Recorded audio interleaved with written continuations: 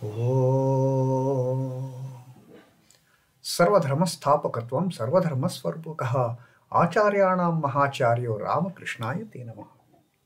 O establisher of all the faiths, embodiment of all the religions, the greatest teacher among all the teachers, O Sri Ramakrishna, my salutations to you. Namaste, Pranam, and today we are going to read from an entry of 11th March 1883. This happens to be the birthday. Now, actually, Sri Ramakrishna's birthday is on 16th February, but traditionally we observe the birthdays on the Hindu calendar based on the Panchang, and in 1883, Sri Ramakrishna's birthday tithi fell on March 11th. So all the devotees have gathered here. And just to recap from what Sri Ramakrishna taught us during our last learning, that he taught us about the types of devotions, how Dhruva's devotion was different from Prahlada's devotion. Dhruva's devotion, Dhruva's worship of Vishnu, it had slight a tinge of selfishness attached to it, because he wanted to get back the position that his father had disowned from him. So for that sake, he started worshipping Vishnu, and of course he got it back. In fact, the position Lord Vishnu gave him was much higher than what he would have got as the son of his father. He has become a Dhruva, a pole star, the position from where he cannot be dislodged at all. Look at the mercy, look at the grace of the Lord. So that was Dhruva's devotion with slight tinge of selfishness. Prahlada's devotion, it was absolutely devotion for the sake of devotion. It was love for the sake of love. He did not want anything in return. That was the prema bhakti, the raga bhakti, which did not ask anything in return. So Sri Ramakrishna says, and with that kind of devotion, Sri Ramakrishna says, with that kind of devotion, one can definitely have the vision of God, and he can understand God in all the aspects. The God with form, God without form, he can have that understanding, that one who is with form, the Brahman with form, is also the Brahman which is formless. The same Nirakar Brahman can become Sakar. That same Nirguna Brahman can become Saguna Brahman. So that was Sri Ramakrishna's teaching. And then he told that God manifests in the form of incarnations. Although God is there in all the living beings, in all the beings God is there. But in incarnations there is a very specific manifestation. And then Sri Ramakrishna says, God is born on earth as man in every age. Now this was the following incidents was on his birthday. Was it that Sri Ramakrishna was referring that he also has been incarnated in this form, in this age? Well, that we will see later. And now on this birthday, Sri Ramakrishna is with the devotees at Dakshineshwar. He took bath early in the morning and then went to the temple of Ma Bhavatarini, worshipped the image, worshipped the deity, but it was not a ritualistic worship. Sri Ramakrishna's worship was absolutely unique because the worship was from heart. It was no show of worship, that putting this mark, putting that mark, offering this, offering that, waving lamps, no. It was a very pure, very simple and from the heart worship.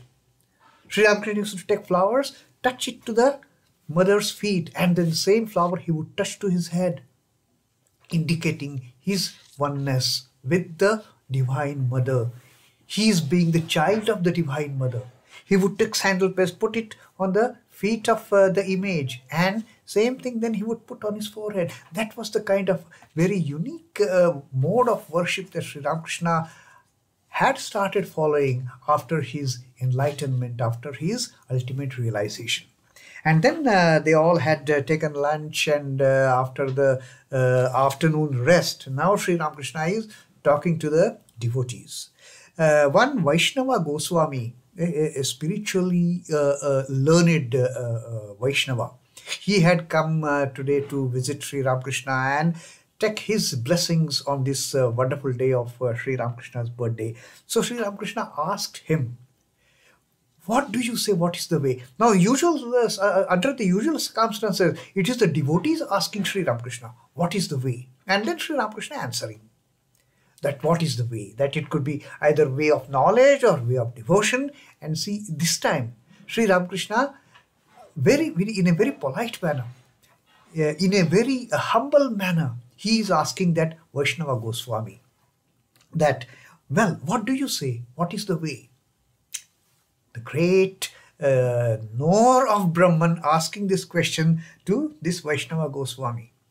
The Goswami says, Sir, the chanting of God's name is enough. The scriptures emphasize sanctity of God's name for the Kaliyuga. Exactly the teaching, what Vaishnava Goswami says was in line with what Sri Ramakrishna is teaching to the devotees and the disciples. And Sri Ramakrishna says, yes, there is no doubt about that. But it should not be chanting merely mechanical chanting.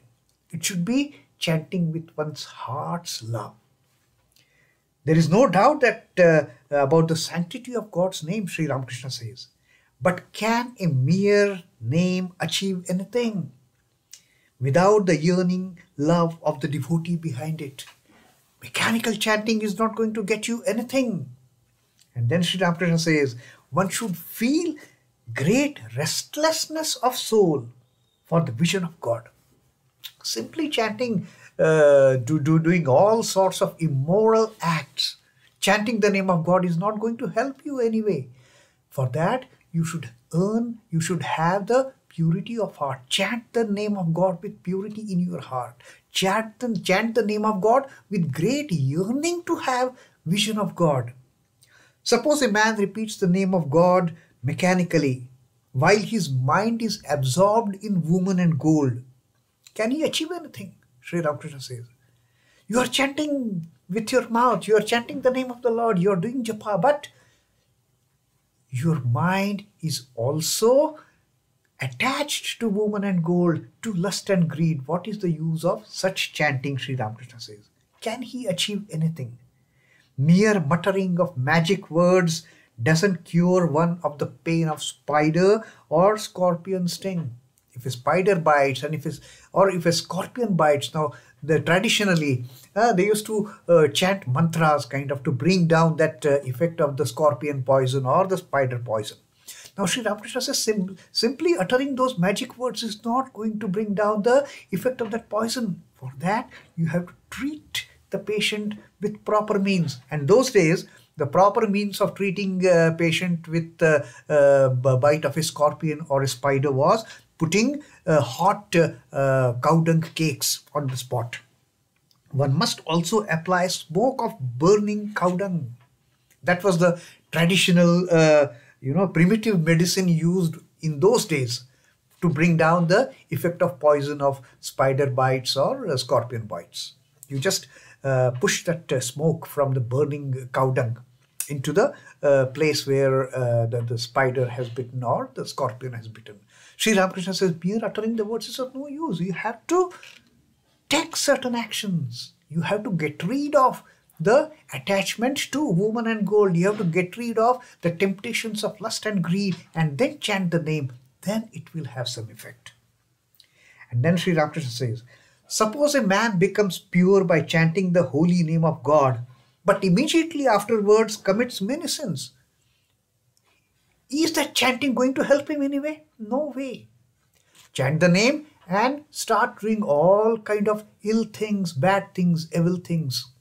That is not going to be of any use. He has no strength of mind, this person. He doesn't take a vow not to repeat. Sri Ramakrishna forcefully says, you have committed sins, no problem. You confess to God that I'm not going to repeat those acts ever in my life again. Give this promise to the Lord. And then your chanting will have some kind of effect. Otherwise, it is of no use. And then Sri Ramakrishna gives this example. Now, taking a bath in Ganges is supposed to be purifying. One who takes bath in Ganges is he gets rid of all the sins that he has committed. Now Sri Ramakrishna says, a bath in the Ganges undoubtedly absolves one of all the sins. But what does that avail? If again after coming back from the bath he is going to commit those sins again, is he going to remain free from sins? No way. And then Sri Ramakrishna gives this example that they say that sins perch on the trees along the bank of Ganges, as the man who has committed the loads of sins, he goes to Ganges to purify himself, to cleanse himself of all the sins. As he's going towards the Ganges, all the sins that he has committed, they jump, because sins cannot go with Ganges water. So they climb and they perch upon the trees along the bank of the Ganges. So there they are sitting, waiting. This man goes, take bath in the Ganges, free from all the sins. But does he remain free from sins the moment this man comes back? No sooner does the man come back from his from the holy waters, the old sins jump on his shoulders from the trees. This is what happens if the man does not give up his sin committing tendency. Only when the person, he might have committed the heinous of the heinous sins. But if one becomes repentant, if one commits to God that enough of it, I am no more going to commit those acts again, I am not going to do those things again, I am not going to repeat those things again, this is my word to you, now O God, give me your vision. Then that chanting will have some kind of effect. The same old sins take possession of him again. He is hardly out of water before they fall upon him. For that, he should get the purity of the mind and absolve himself of all the sins that have been committed in the past. And then Sri Ramakrishna says, therefore I say, chant the name of God, and with it pray to him that you may have love for him. Unless until you give up those tendencies of committing sins, you can never have love for the God. And therefore, while chanting the name, one should also pray to God, God, give me love to your lotus feet.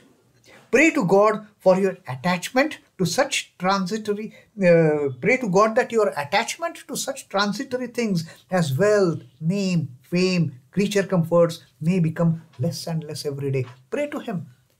Make me detached.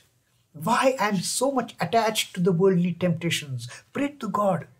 Pray to God with that yearning heart, that lessen my attachment to these worldly entanglements, lessen my attachment to these worldly attachments, and then chant. And then you will have a vision of the God. Then, only then you can aspire to have the vision of God. With sincerity and earnestness, one can realize God, Sri Ramakrishna says. Through all religions, and Sri Ramakrishna says, it is not only through my religion, through all religions, with sincerity and earnestness, one can see God through all the religions. The Vaishnavas will realize God, so will the Shaktas, the Vedantists, the Brahmos. The Muslims and Christians will realize him too. He says, it is not a right of any one religion only. All you follow any path of religion, any religion practice you follow, but follow it with sincerity, follow it with earnestness, follow it with great yearning, and you will definitely achieve the end result of understanding, of realizing the ultimate truth. All will certainly realize God if they are earnest and sincere. This is Sri Ramakrishna's most quoted teaching. Be sincere, be earnest, have a yearning desire. Then, whichever path you follow, whether you are Shakta, whether you are Shaiva, whether you are Vaishnava, whether you are Buddhist, whether you are Christian, whether you are Mohammedan, Muslim, follow any path, but follow that path with all the yearning, with all the earnestness, with all the sincerity, and no one can stop you from achieving the ultimate truth. Om Namah Shri Bhagavate Ramakrishnaya. Sri Ramakrishna Arpanamastu. Jai Thakur, Jai Ma. Jai Swami.